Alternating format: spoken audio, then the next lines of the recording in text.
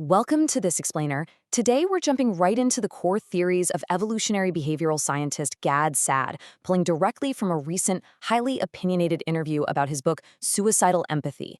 Now, if you know Saad, you know he is famous for his provocative and deeply polarizing critiques of modern culture.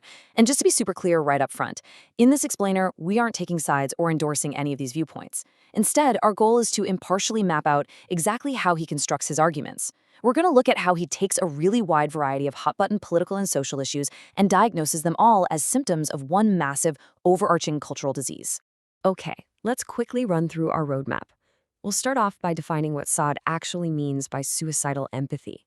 Then, we'll dive into the specific symptoms he identifies: Islam and Western values, the burden of taxation, equity versus equality, postmodernism and language, and finally, his ultimate prognosis for the West.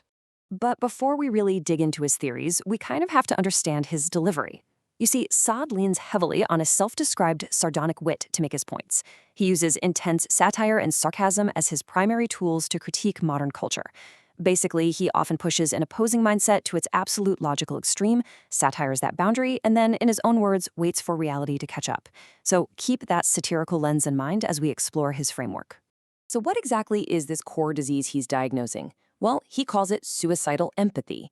He argues that modern Western society has developed this emotional reflex, this really deep desire to be perceived as kind, inclusive, and tolerant that has completely overridden logical, critical thinking. According to Saad's theory, when a host society prioritizes this kind of artificial compassion over its own basic self-preservation, it literally destroys itself. All right, let's move right into symptom number 1, Islam and Western values.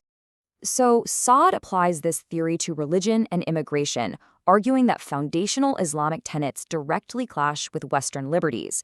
He uses a legal comparison to make his point. Under American jurisprudence, symbolized by a blindfolded Lady Justice, there's this ideal that the law should be completely blind to the identities of the people involved. In stark contrast, Saad points to Sharia law, where he asserts that penalties fundamentally shift depending on the specific identities of the perpetrator and the victim.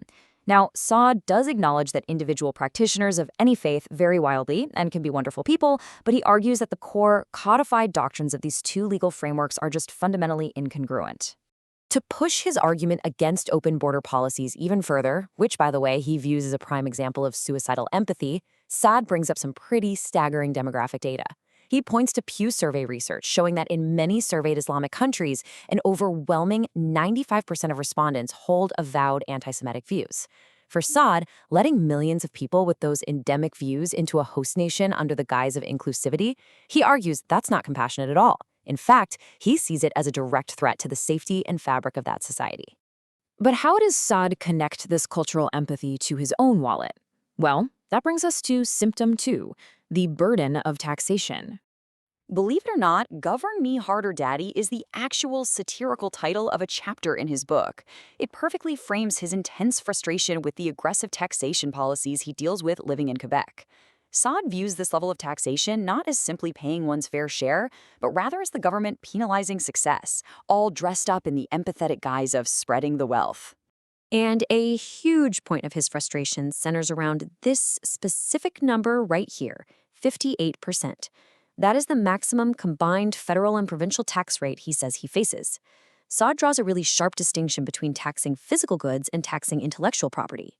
Because he makes his living as an author and a professor, he argues the government is effectively seizing the majority of his intellectual output.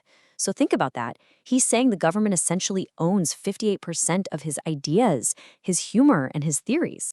He takes this to a totally metaphorical extreme. If the government takes roughly 60% of his earnings, and then you add in sales tax, property tax, and carbon tax, well, Saad calculates that from January 1st all the way until early September, he keeps absolutely nothing of what he earns. He actually describes himself as a tax slave for the first 9 months of the year, diagnosing this massive redistribution of wealth as just another fatal symptom of suicidal empathy. And that mindset fuels his third symptom, the push for equity versus equality. To really understand his critique here, we have to look at the academic concept of social constructivism. This is the belief that every single human is born with exactly equal potential, and therefore, any differences in where people end up in life are strictly the result of an unfair, socially constructed environment. Saad just outright rejects this. He actually calls it a falsely hopeful and parasitic idea. To highlight this, he sets up a contrast between these two worldviews. The modern push for equity relies on equal potentiality. This idea that if we just fix the environment, literally anyone could be the next Michael Jordan or Elon Musk. Saad, on the other hand, argues for innate proclivities. That's the reality that biological differences, height and natural intelligence, dictate different outcomes. In his view, using suicidal empathy to forcefully take wealth from a highly successful individual just to ensure an equal outcome totally ignores natural human variations. He says it merely punishes biological accomplishment. Next up, we examine symptom 4, postmodernism and language.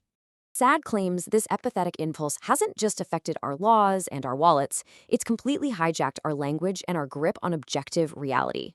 He traces this back to the philosophical movements of postmodernism and deconstructionism, heavily influenced by thinkers like Jacques Derrida. This is basically the rejection of objective truth in favor of the idea that language literally creates reality. Saad argues that this academic route gives modern activists the philosophical permission to manipulate terms and completely redefine objective reality, just to be artificially kind. Look at some of the specific linguistic empathy shifts he points out. A rapist being satirically framed as an undocumented lovemaker, the homeless becoming unhoused, a felon softening to a justice-implicated individual, or, perhaps most alarming, the deeply disturbing academic push to rebrand pedophiles, individuals who commit heinous, indefensible crimes against children, as minor attracted persons. Saad argues that by softening a vocabulary around concrete evils under the guise of compassion, society basically zombifies our critical thinking. It hijacks both our cognitive and our emotional systems at the exact same time. So the crucial point is this. After diagnosing all these wildly different cultural symptoms, from open borders to taxes, all the way to the redefinition of language itself, does Saad actually believe there's a cure for this ideology? Can the West course correct? Let's look at his final point. His prognosis for the West. Saad actually offers a dual outlook here. The optimistic view is that, yes, the disease of suicidal empathy is treatable. He says autocorrective interventions absolutely exist, things like strictly closing borders to those who don't share foundational Western values. But the pessimistic view is much darker. He states he sees zero evidence that Western leaders possess the testicular fortitude, as he calls it, the sheer boldness and courage required to actually administer these necessary corrections.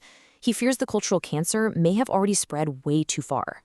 Which brings us to our final thought for today. Gad Saad's framework forces us to look right at the intersection of compassion and self-preservation. Whether you totally agree with his provocative diagnoses or you firmly reject them, his theories definitely challenge us to ask a really difficult question. When we prioritize inclusivity and equity, are we building a kinder, stronger society? Or, as Saad argues, are those exact empathetic impulses the very things that will inevitably unravel it? Thank you so much for joining me for this explainer, and I highly encourage you to keep questioning the structures around you.